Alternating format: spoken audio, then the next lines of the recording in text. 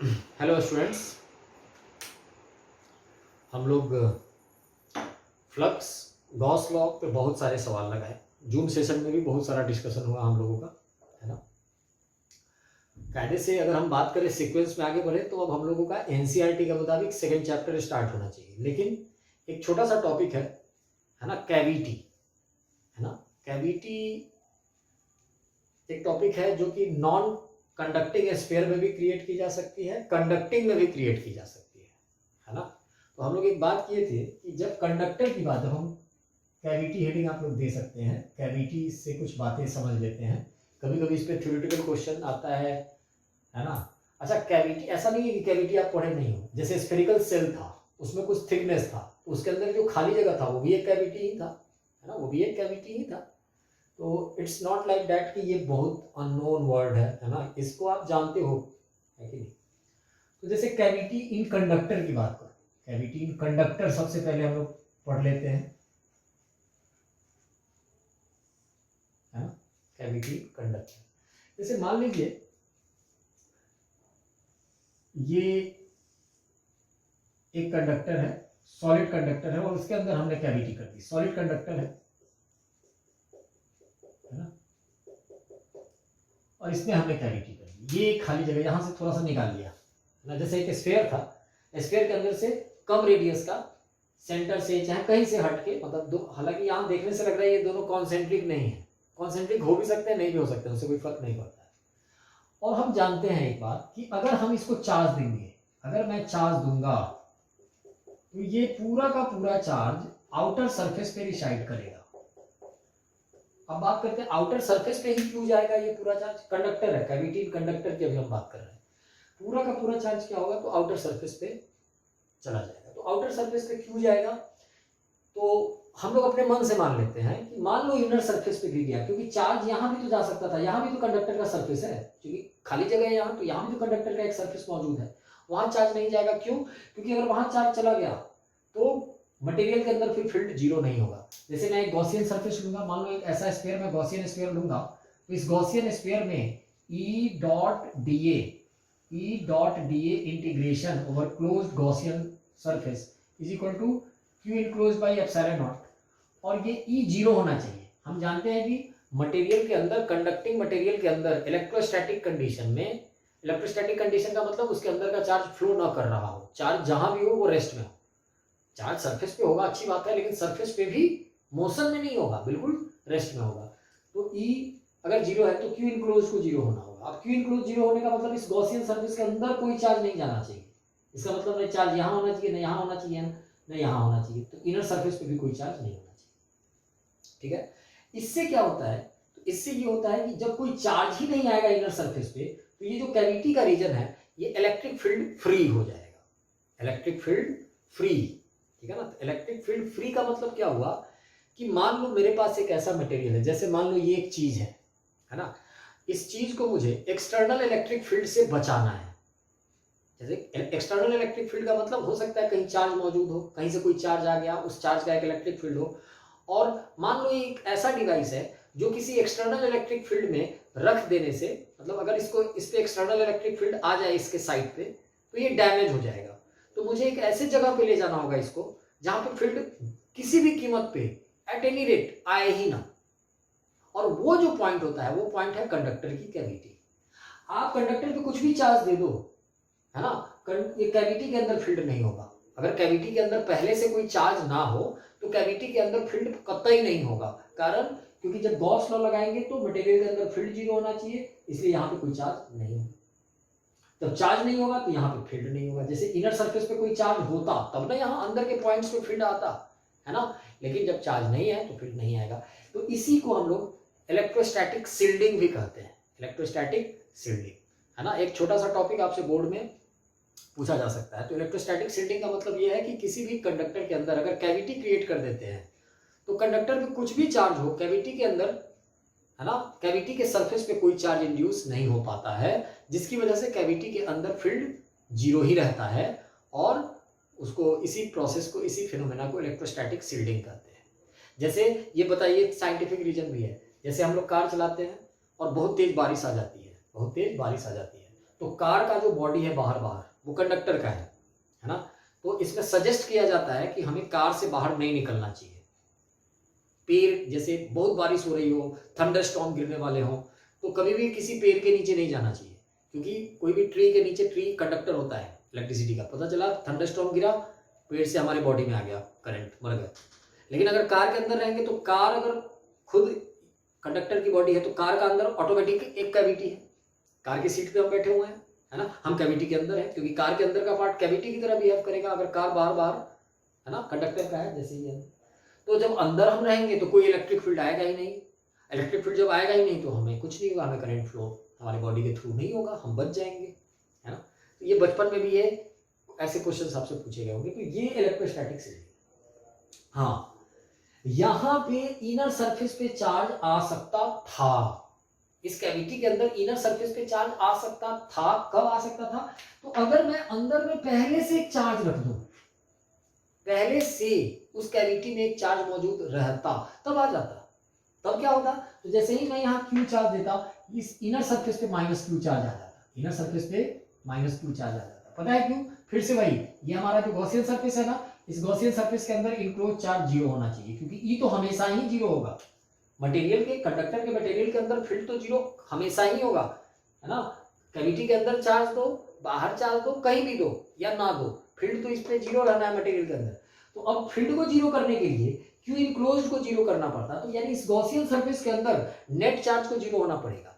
तो net charge 0 कैसे होगा? तो जब कैविटी के अंदर पहले से चार्ज है तो उतना ही अपोजिट चार्ज इनसाइड क्या हो जाएगा, इंड्यूस हो जाएगा, ताकि दोनों का सम क्यू इनक्लोज्ड बनके और ये क्या हो जाए, 0 हो जाए। ये क्या हो जाए, 0 हो जाए। तो ये कैविटी का कॉन्सेप्ट है। दूसरी बात, कंडक्टर के सरफेस के आसपास, कंडक्टर के सरफेस के आसपास फील्ड जो होता है, ये आप याद रखिएगा, इसके डिटेल में नहीं जाइए, सिग्मा बाई एप्सिलॉन नॉट होता है और परपेंडिकुलर टू सरफेस होता है, परपेंडिकुलर टू सरफेस होता है। बस ये बात आप जानिए, ठीक है ना। कंडक्टर के सरफेस के आसपास, सरफेस के परपेंडिकुलर होता है इलेक्ट्रिक फील्ड, और कितना होता है? तो सिग्मा बाई एप्सिलॉन नॉट। अच्छा, अगर स्फेरिकल कंडक्टर नहीं है, किसी दूसरे शेप का कंडक्टर है, तो सिग्मा वहां ज्यादा होता है जहां का रेडियस ऑफ कर्वेचर कम हो, है ना, रेडियस ऑफ कर्वेचर सरफेस का। जैसे मान लीजिए ये कंडक्टर है, ये कंडक्टर है, और आपने इसे चार्ज दे दिया, ये मान लीजिए पॉजिटिव चार्ज दे दिया आपने, है ना, ये पॉजिटिव चार्ज आपने इसको दे दिया।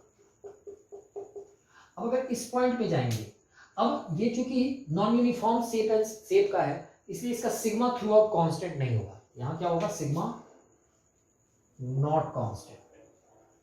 अब मान लीजिए यहां पे सिग्मा,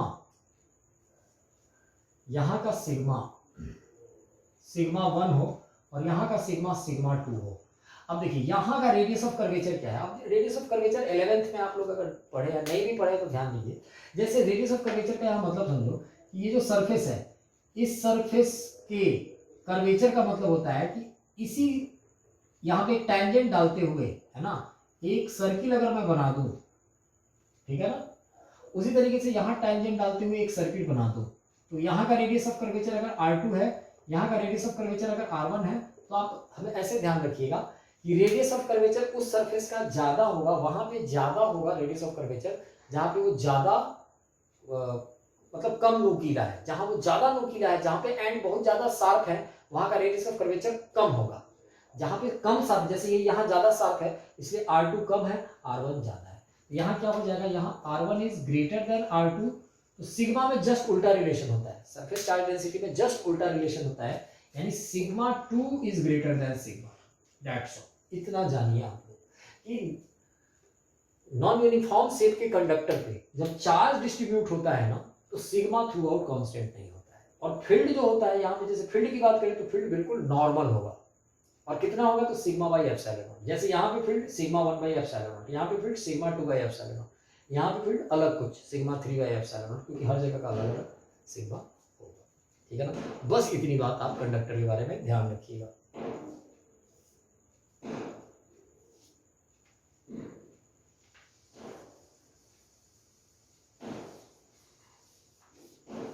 अब हम लोग बात करते हैं कि conductor in cavity non conductor, है ना, कैविटी इन मान लीजिए non conductor cavity, non conductor की हम लोग बात करने जा रहे हैं।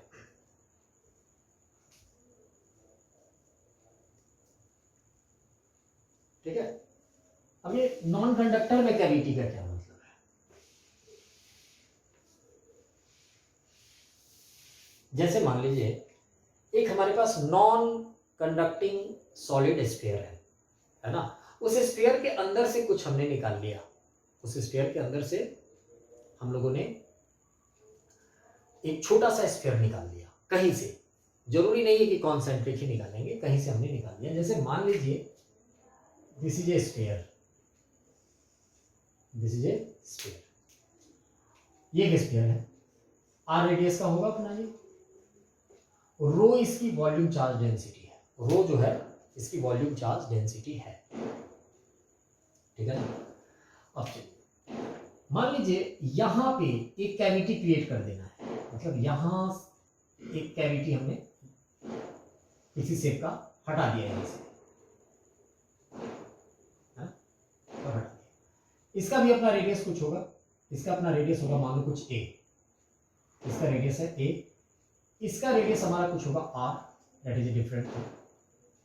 ठीक है, अब मेरे से कोई पूछे कि कैविटी के अंदर फील्ड क्या होगा, field inside cavity, field inside cavity is equal to what? Field inside cavity का मतलब मान लो ये सेंटर O है और P कोई पॉइंट है और Q इसका सेंटर है, मतलब O ओरिजिनल स्फीयर का सेंटर है, Q उस कैविटी का सेंटर है और P एक जनरल पॉइंट है, P जो जनरल पॉइंट वहां हमें निकालना है। फील्ड इनसाइड कैविटी का मतलब फिगर में जो है E एट P पूछा है, E एट P कितना होगा, है ना, P पॉइंट पे इलेक्ट्रिक फील्ड कितना होगा।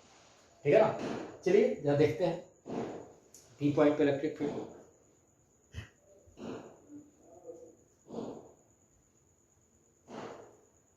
तो सबसे पहले जैसे ही हम कैविटी क्रिएट करेंगे, है ना, कैविटी क्रिएट करने का मतलब हम इसको क्या लिख सकते हैं, तो इसको लिख सकते हैं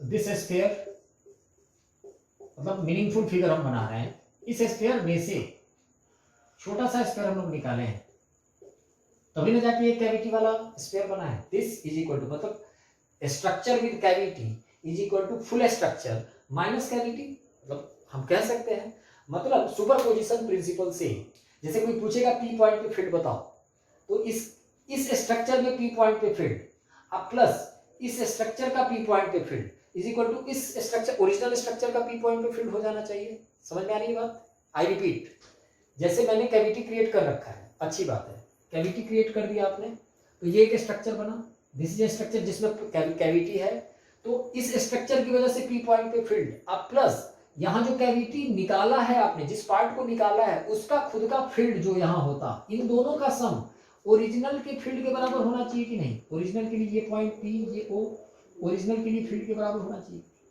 यानी इस यहां जो स्फीयर होता मौजूद होता जिसको आप निकाले हो, अगर उसकी वजह से P पॉइंट पे फील्ड आ जाता है, तो मैं ओरिजिनल के कारण P पॉइंट पे फील्ड में से उस कैविटी वाले पार्ट जिसको निकाल के कैविटी पैदा की हो उसकी वजह से P पॉइंट पे फील्ड को माइनस कर दूंगा, तो ये हमारा आंसर आ जाएगा। यही है यहाँ फंडा, है कि नहीं? तो चलिए करते हैं। तो हम लोग यहाँ क्या लिख सकते हैं, तो मान लो O को हम P से मिला देते हैं, O को हम लोग P से मिला देते हैं, O को Q से भी मिला देते हैं और Q को P से मिला देते हैं, Q को P से भी मिला देते हैं। Q कैविटी का सेंटर है, O ओरिजिनल स्फीयर का सेंटर है और P जो है वो पॉइंट है जहां पे मुझे क्या निकालना है, इलेक्ट्रिक फील्ड निकालना है। देखिए सबसे पहले यहाँ हम लोग क्या लिख सकते हैं, तो यहाँ हम लोग लिख सकते हैं, मान लीजिए ये OQ वेक्टर को मैं R वेक्टर बोल रहा हूँ, है ना, और इसे मैं R1 वेक्टर बोल रहा हूँ, OP को R1 वेक्टर और QP को R1 वेक्टर और OP को R2 वेक्टर। मैं जरा OQP को अलग दिखाता हूँ, ये O है, ये Q है और यहाँ P है, ये O है, OP QP OQ QP OP, है ना।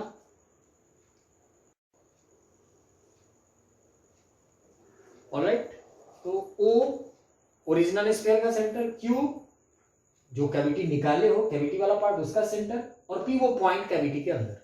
तो मैं राइट एंगल ट्राइंगल से क्या लिख सकता हूं? तो राइट एंगल ट्राइंगल से लिख सकता हूं OQ plus QP vector is equal to OP vector. OQ vector R है, OP वेक्टर R2 है और QP वेक्टर R1 है, यानी OQ that is OQ plus QP यानी R vector plus R1 vector is equal to R2 vector हम लोग बोल सकते हैं, यानी R vector is equal to R2 vector minus R1 vector बोल सकते हैं। मतलब OP वेक्टर में से QP वेक्टर माइनस कर लेंगे तो OQ वेक्टर आ जाएगा, क्योंकि OQ vector plus QP vector is equal to OP vector हम लिख सकते हैं, कारण triangular law of vector addition. OQ का हेड और QP का टेल मिल रहा है, इसलिए O के हेड से P के टेल को, O के टेल से P के हेड को मिलाने वाला वेक्टर इन दोनों का रिजल्टेंट हो जाएगा। मैंने उसी को अरेंज करके लिख दिया, उसी को अरेंज करके लिख दिया। अब क्या होगा देखिए, इसकी वजह से O से P वाला वेक्टर कौन सा वेक्टर है? तो जरा देखिएगा, यहाँ था हमारा Q और यहाँ है हमारा P। तो Q से P वाला वेक्टर क्या है? तो QP वेक्टर जो है हमारा, QP वेक्टर है हमारा R1 वेक्टर, यानी this is R1 vector. OP vector हमारा कौन सा वेक्टर है? तो ये है R2 वेक्टर, ठीक है ना। अब चलिए, दोनों की वॉल्यूम चार्ज डेंसिटी क्या होगी? सेम ही होगी, रो रो, जिसको आप निकाले हो उसकी भी वॉल्यूम चार्ज डेंसिटी सेम ही होगी ना जितनी सबकी थी, क्योंकि पूरे की यूनिफॉर्म थी। अब देखिए P पॉइंट पे इस पूरे स्फीयर की वजह से यहाँ पे फील्ड कितना होता? ओरिजिनल स्फीयर जब ये पूरा कंप्लीट था तो P पॉइंट पे electric field at point P इस केस में क्या हो जाता? Electric field at point P original की वजह से क्या हो जाता? तो ओरिजिनल की वजह से होता rho by 3 epsilon naught into R2 vector, into R2 vector. यानी P पॉइंट पे फील्ड सीधे सेंटर से R डिस्टेंस हम जानते हैं, किसी भी सॉलिड स्फीयर के अंदर इलेक्ट्रिक फील्ड जो होता है रो R बाई 3 एप्सिलॉन नॉट, और R क्या है? तो सेंटर से उस पॉइंट का पोजीशन वेक्टर, सेंटर से उस पॉइंट का पोजीशन वेक्टर। R2 वेक्टर की तरफ मैंने एरो दे दिया, माइनस नहीं लगाया, क्योंकि मैंने मान रखा है कि चार्ज हमारा पॉजिटिव है। पॉजिटिव और नेगेटिव से केवल डायरेक्शन रिवर्स होगा, दूसरा कुछ नहीं। मान लिया कि ये सब पॉजिटिव चार्ज था, ये सब क्या था? पॉजिटिव चार्ज था, ठीक है ना। EP ओरिजिनल स्फीयर की वजह से, EP ड्यू टू ये क्या है? ओरिजिनल, यानी EP ओरिजिनल, है ना। अब चलिए यहां पे उसी P पॉइंट पे ये जो निकला है पार्ट, उसकी वजह से फील्ड कितना होगा? यानी EP take out part, take out part मतलब जिसको निकाले हैं, मैं पूरा लिख के समझा दे रहा हूं, मतलब जिसको आप निकाले हो उसकी वजह से यहां पे फील्ड क्या हो जाता? तो रो, इसकी भी वॉल्यूम चार्ज डेंसिटी रो ही है, और इसका भी ये जो है सॉलिड स्फीयर जिसको निकाल के आप बाहर रखे हो, इसका वॉल्यूम चार्ज डेंसिटी रो ही है, और ये पॉइंट इसके भी अंदर ही तो है, क्योंकि कैविटी के अंदर की बात पूछी जा रही है फील्ड। तो इसके लिए क्या लिखेंगे? तो इसके लिए लिखेंगे रो बाई 3 एप्सिलॉन नॉट, और ये कौन सा वेक्टर है? तो QP वेक्टर है R1 वेक्टर, तो R1 वेक्टर,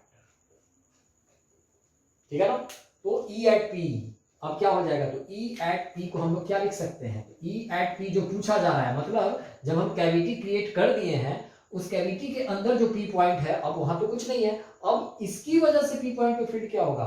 तो इसकी वजह से, इस स्ट्रक्चर की वजह से P पॉइंट पे field is equal to original की वजह से P पॉइंट पे फील्ड माइनस ये जो निकला है उसकी वजह से P पॉइंट पे फील्ड, टेक आउट पार्ट की वजह से, यानी E at P is equal to E at P due to original part, O for original, original मतलब कंप्लीट, माइनस E एट वही P, same P due to take out part, take out part. Original के कारण क्या हो जाता? तो E at P original कितना आया है? Rho by 3 epsilon naught into R2 vector minus rho by 3 epsilon naught into R1 vector. Rho by 3 epsilon naught अगर हम कॉमन ले लें, यहां क्या बचेगा? R2 vector minus R1 vector. अब देखिए R2 vector minus R1 vector क्या है? R2 vector minus R1 vector R vector है, तो ये कितना आ गया? जरा समझिए, ये आ गया rho R by 3 epsilon naught, rho R by 3 epsilon naught. इसका मतलब कैविटी के अंदर कोई भी पॉइंट हो, आप देख लो R2 और R1 पे डिपेंड नहीं किया, समझ में आ रही है बात? यानी कैविटी के अंदर जो फील्ड है वो उतना ही। अब जरा देखो, रो बाई 3 एप्सिलॉन नॉट और R वेक्टर कौन सा वेक्टर था? तो R वेक्टर था OQ वेक्टर। OQ वेक्टर का मतलब दोनों के, ओरिजिनल के और कैविटी के सेंटर को मिलाने वाला वेक्टर, मतलब ओरिजिनल के सेंटर से कैविटी के सेंटर की तरफ वाला वेक्टर। मतलब कैविटी के अंदर कोई सा भी पॉइंट हो, है ना, किसी भी सॉलिड नॉन कंडक्टिंग स्फीयर के अंदर कैविटी क्रिएट कर दो, तो कैविटी के अंदर कोई सा भी पॉइंट हो, है ना, उस पे फील्ड जो होता है वो rho R by 3 epsilon naught ही होता है। मतलब उतना ही होता है जितना कैविटी के सेंटर पे होता, उतना ही होता है जितना कैविटी के सेंटर पे होता, यानी हर जगह सेम होता है। ये रो आर बाई 3 एप्सिलॉन नॉट आने का मतलब इलेक्ट्रिक फील्ड कैविटी के अंदर फिक्स होता है, कांस्टेंट होता है, यानी कांस्टेंट एवरीवेयर, एवरीवेयर, है ना, इनसाइड कैविटी। और ये कितना आ रहा है, तो ये आ रहा है rho by 3 epsilon naught into R. और आर क्या है, तो ओरिजिनल के सेंटर से कैविटी को सेंटर को मिलाने वाला वेक्टर। क्लियर है ना, ओरिजिनल के सेंटर से कैविटी के सेंटर को मिलाने वाला वेक्टर। अच्छा, ये वेक्टर वाइज भी सेम, मतलब आर के ही डायरेक्शन में होगा। जैसे मैं कहूं यहां पे फिगर, एक फिगर में फ्रेश फिगर बना के समझा देता हूं।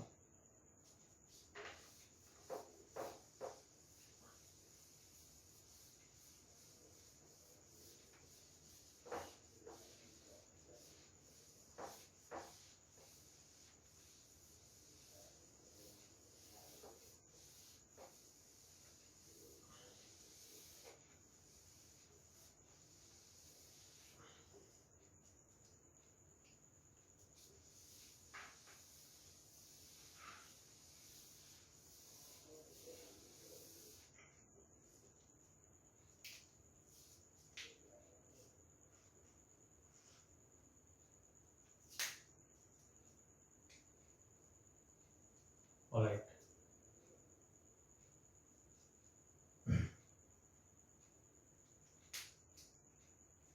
देखिए जैसे मान लीजिए ये एक सॉलिड स्फीयर है और यहां पे मैंने एक कैविटी कर दी, है ना, यहां पे कोई भी पॉइंट है, जैसे पी पॉइंट है, मुझे ई एट पी निकालना है। इसका सेंटर मान लीजिए यहाँ ओ है और इसका सेंटर कुछ है, O1 है इसका सेंटर, O2 है इसका सेंटर। तो P पॉइंट पे फील्ड किधर की तरफ होगा, जरा समझना है। P है, एक पॉइंट और है Q, मान लो यहाँ पे है कोई Q, यहाँ पे है एक और पॉइंट है R, मान लो वो यहाँ पे है। ये 3 पॉइंट मैं ले रहा हूँ, इसके सेंटर, इसका सेंटर O2 है, बड़े वाले का O1 है। तो अभी बात हुई है कि कहीं भी Q पे चाहे R पे चाहे P पे, कैविटी के अंदर हर जगह फील्ड क्या होगा, तो हर जगह फील्ड होगा rho R by 3 epsilon naught vector. Positive charge ले लिया है मैंने, तो आर वेक्टर की तरफ। अभी आर क्या है, तो आर है, are vector is O1 O2 vector. कुछ भी पॉइंट कुछ भी हो, आर वेक्टर सेंटर से सेंटर को मिलाने वाला वेक्टर है, सेंटर से सेंटर को मिलाने वाला वेक्टर है। मतलब अगर मैं बात करूं, अब जैसे देखो O पे कहां होता फील्ड, O पे फील्ड तो आर वेक्टर किधर होता, तो O1 से O2 को मिलाने वाला वेक्टर इधर की तरफ होता, यानी Q पे फील्ड किधर की तरफ होगा, इधर की तरफ होगा, पैरेलल, क्योंकि दो वेक्टर सेम होने चाहिए। Q पे भी उतना ही फील्ड जितना O2 पे फील्ड, उतना ही R पे भी फील्ड, उतना ही P पे भी फील्ड। यानी Q पे चाहे P पे चाहे R पे, वो जो अलग अलग पॉइंट्स है उन हर जगह पे फील्ड किधर होना चाहिए, तो O1 O2 के ही डायरेक्शन में होना चाहिए, O1 से O2 को मिलाने वाले वेक्टर के लिए। यानी यहाँ पे फील्ड किधर होना चाहिए, इधर ही होना चाहिए। यहाँ पे फील्ड किधर होना चाहिए, तो बिल्कुल इधर ही होना चाहिए। Q पे किधर होना चाहिए, तो बिल्कुल इधर होना चाहिए। यहाँ पे किधर होना चाहिए, तो बिल्कुल इधर होना चाहिए। मतलब रेडियली अवे होना चाहिए, और सारे वेक्टर्स ये पैरेलल होने चाहिए, क्योंकि दो वेक्टर अगर इक्वल है तो उनका डायरेक्शन भी सेम होना चाहिए, है ना। यानी O2 पे, R पे, P पे, Q पे हर जगह फील्ड अगर सेम है तो उनका डायरेक्शन भी सेम होना चाहिए, मैग्नीट्यूड तो सेम होना ही चाहिए, वो तो होना ही चाहिए, है ना। तो दिस इज द, ठीक है ना, क्लियर हो गया कैविटी का कॉन्सेप्ट। तो इससे क्लियर होता है एक चीज और, मैं नट सेल में बता दूं कि कभी भी सॉलिड नॉन कंडक्टिंग स्फीयर के अंदर कैविटी क्रिएट करते हो तो कैविटी के अंदर फील्ड क्या होता है, कांस्टेंट होता है। और कितना होता है, हर जगह कांस्टेंट होता है। और कितना होता है, तो rho by 3 epsilon naught into position vector of centre of cavity with respect to centre of original sphere. Rho by 3 epsilon naught R, R क्या था, तो पोजीशन वेक्टर ऑफ कैविटी का centre with respect to original का centre. Point कोई भी हो, R fix vector है। R क्या है, सेंटर से, ओरिजिनल के सेंटर से कैविटी के सेंटर को मिलाने वाला वेक्टर है। कैसे निकला, तो सुपरपोजिशन से हमने पूरे के कारण यहाँ पे फील्ड माइनस इसका ये जो पार्ट था मौजूद जिसको निकाला है उसके कारण फील्ड, जैसे P पॉइंट पे मुझे निकालना था फील्ड, तो मैंने क्या किया था, तो इस पूरे की वजह से पहले O1 और P को मिला के वेक्टर लिया था, फिर O2 और P को मिला के वेक्टर जब डिराइव किया था तो O2 को Q लिया था हम लोगों ने और O1 को O लिया था। कंफ्यूज नहीं करेंगे, इस क्वेश्चन में मैंने नया नाम दे दिया है, इसलिए कंफ्यूज नहीं करेंगे। तो ओरिजिनल के कारण P पे फील्ड माइनस जिसको निकाला था उसकी वजह से P पे फील्ड बराबर कैविटी के अंदर P पे फील्ड। यही हमारा फंडा था क्वेश्चन का। जब सॉल्व किया था तो वो ये आ गया था ρr/3 एप्सिलॉन, यानी inside the cavity field is same everywhere and ρr/3 epsilon. Alright, cavity complete, Gauss law complete है ना। जूम सेशन में हम लोग क्वेश्चंस तो करते ही रहेंगे, that is a different thing. लेकिन अब हम लोग एक नया चैप्टर एनसीईआरटी के पॉइंट ऑफ व्यू से है ना स्टार्ट करने जा रहे हैं, एक नया चैप्टर। अगर एनसीईआरटी की बात करूं, अगर मेन चैप्टर हमारा इलेक्ट्रोस्टैटिक्स ही चल रहा है ना, यानी अभी तक इलेक्ट्रोस्टैटिक्स 1 चल रहा था, अब हम लोग इसे इलेक्ट्रोस्टैटिक्स 2 बोल सकते हैं, इलेक्ट्रोस्टैटिक्स 2 है ना। आप यहाँ इलेक्ट्रोस्टैटिक्स 2 भी लिख दूं अगर मैं, कोई दिक्कत नहीं है। उसे आप जहां मैं कुछ नहीं लिखता था पहले, आप उसे 1 समझ लेना। आज से 2 अब हम कह सकते हैं स्टार्ट हो गया। 2 स्टार्ट होने से पहले एक बात समझिए जो कि बहुत जरूरी था, पोटेंशियल एनर्जी। ये चीज आपने 11th में पढ़ा होगा, थोड़ा सा मैं 11th रिवाइज कराना चाहता हूं। पोटेंशियल एनर्जी इस चैप्टर में हम लोगों को, इस चैप्टर का जो नाम है वो नाम है electrostatic potential and capacitance, NCERT के पॉइंट ऑफ व्यू से। लेकिन हम पोटेंशियल और कैपेसिटेंस तो पढ़ेंगे ही, वही पढ़ना है, लेकिन उसके पहले एक टर्म पोटेंशियल एनर्जी को मैं समझाना चाहता हूं। पोटेंशियल एनर्जी क्या है? हम लोग बहुत टाइप की एनर्जी देखा हम लोगों ने, पोटेंशियल एनर्जी, काइनेटिक एनर्जी। उनमें से ये 2 फेमस फॉर्म ऑफ एनर्जी थे। जैसे कोई बॉडी मूव करने लगती है तो उसमें काइनेटिक एनर्जी आ जाती है, हम बोलते हैं उसमें स्पीड आ गई, काइनेटिक एनर्जी आ गई। उसी तरीके से पोटेंशियल एनर्जी, तो kinetic energy is the energy due to motion, है ना। फिर हम लोगों ने, आपने थर्मल एनर्जी भी देखा है ना। थर्मल एनर्जी किसकी वजह से था? तो टेम्परेचर की वजह से था, वो भी किसी सिस्टम की इंटरनल एनर्जी ही है। पोटेंशियल एनर्जी क्या है? तो potential energy of a system is the energy due to its configuration and position of constituent particles. मतलब कभी कभी किसी सिस्टम में, सिस्टम के एक स्पेशल ओरिएंटेशन, एक स्पेशल कॉन्फ़िगरेशन की वजह से उस सिस्टम की अपनी एक एनर्जी होती है, उस एनर्जी को हम लोग पोटेंशियल एनर्जी कहते हैं, है ना। आई रिपीट, किसी भी सिस्टम के ओरिएंटेशन या कॉन्फ़िगरेशन की वजह से एक एनर्जी को हम लोग उसकी पोटेंशियल एनर्जी कहते हैं। ये बहुत टाइप का हो सकता है, लेकिन 3 टाइप की पोटेंशियल एनर्जी हमारा आईआईटी और मेडिकल में पूछा जाता है। Potential energy, first is gravitational potential energy जो क्लास 11th में आप लोगों ने पढ़ा। Second is electrostatic potential energy जो हम लोग आज से पढ़ेंगे। और एक और पोटेंशियल एनर्जी, वो भी आपने 11th में ही पढ़ा है, स्प्रिंग पोटेंशियल एनर्जी या इलास्टिक पोटेंशियल एनर्जी, है ना। पोटेंशियल एनर्जी, इसका सिंबल यू होता है। इसका सिंबल क्या होता है? यू होता है। It is the energy due to configuration और ओरिएंटेशन। दूसरी बात, किसी सिस्टम की पोटेंशियल एनर्जी चेंज करती है क्या? तो हाँ, बिल्कुल करती है। किसी भी सिस्टम की पोटेंशियल एनर्जी चेंज करती है जब उस सिस्टम के अंदर, इंटरनल मतलब उस सिस्टम के अंदर कोई कंजर्वेटिव फोर्स वर्क डन करे। कंजर्वेटिव फोर्स क्या करे? वर्क डन करे। जैसे मान लीजिए ये एक सिस्टम है ना, ये एक सिस्टम है, इसकी अपनी एक इंटरनल एक पोटेंशियल एनर्जी है U1, U for potential energy. ये एक सिस्टम है। अब इसके अंदर क्या क्या है, अभी बात की बात है, मासेज हैं कि चार्जेज हैं कि स्प्रिंग है, वो बात की बात है। मान लो ये एक सिस्टम है, इसकी अपनी एक इंटरनल एनर्जी है U1। अच्छा, इस सिस्टम में कुछ हलचल मचा, हलचल मचने का मतलब इसके अंदर का कंजर्वेटिव फोर्स कुछ वर्क डन किया। अब वो कंजर्वेटिव फोर्स बहुत टाइप के होते हैं, उस कंजर्वेटिव फोर्स के बारे में भी हम लोग पढ़ेंगे, आप लोग पढ़े होंगे कि वैसे फोर्स जिनके द्वारा वर्क डन जो है ना, पाथ पे डिपेंड नहीं करता है ना, वो कंजर्वेटिव फोर्स कहलाते हैं। तो कंजर्वेटिव फोर्स भी 3 टाइप का हम लोगों को पढ़ना है।